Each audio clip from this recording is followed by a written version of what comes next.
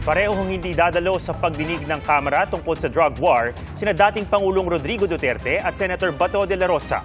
Sa pagdinig naman ngayong araw, sinabo ng mga kongresista ang ilang pulis na nag-operate sa Oplan Tokhang. Saksi si Jonathan Andal. Hindi sisiputin ni dating Pangulong Rodrigo Duterte ang ginagawa ngayong pagdinig ng Kamara sa madugong war on drugs ng kanyang administrasyon. Sa pahayag ng kanyang dating presidential spokesman, hindi natatakot si Duterte na harapin ang mga nag-aakusa sa kanya pero sa korte at hindi sa House investigation. Iginigit daw ni Duterte ang kanyang right against self-incrimination. Kasama si Senator Bato de la Rosa sa mga iniimbitahan ng House Committee on Human Rights. Bilang PNP chief noon, si de la Rosa ang nagpatupad ng giyera kontra droga kung saan libo-libo umano ang namatay.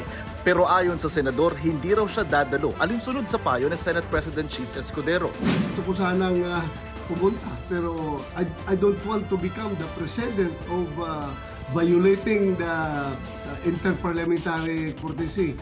So, sinusunod ko yung guidance ng aming Senate President. Ayan po ang sagot niya sa akin.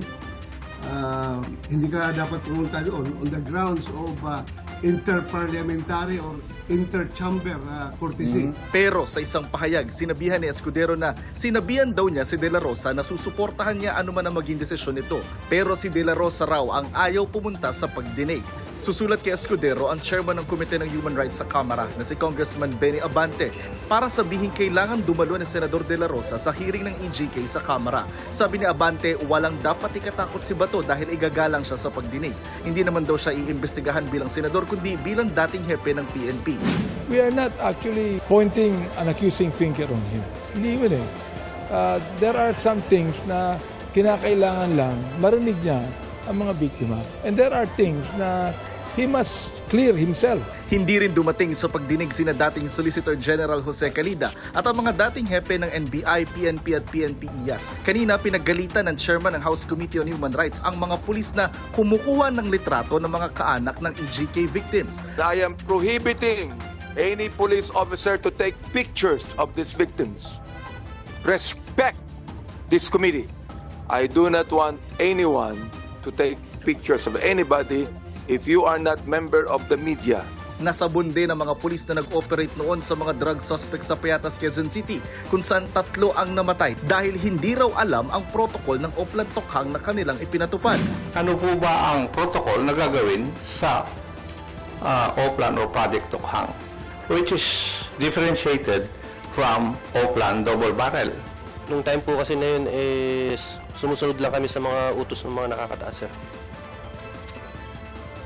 Sumusunod ka lang sa mga nakakataas na hindi mo alam kung bakit.